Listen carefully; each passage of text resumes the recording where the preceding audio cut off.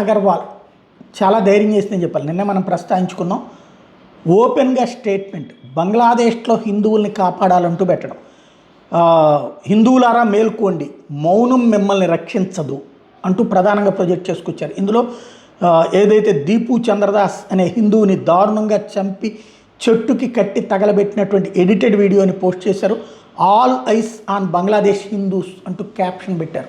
తద్వారా సినిమా నటులు పారిపోవడం, హిందువులకి ఏదన్నా జరిగితే లైట్ తీసుకోవడం, ఇతర మతాలకు ఏదన్నా జరిగితే స్పందించేటటువంటి గుణం ఉన్నటువంటి బాలీవుడ్లు, టాలీవుడ్లు, కోలీవుడ్లు, హాలీవుడ్లు ఇట్లాంటి సందర్భంలో కాజల్ అగర్వాల్ని అభినందించాలి.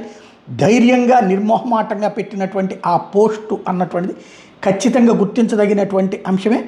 అమ్మాయి ఆ పాయింట్ని మెన్షన్ చేసుకుంటూ మరి తీసుకురావడం అన్నటువంటిది ఇక్కడ కీలకమైనటువంటి వ్యవహారం.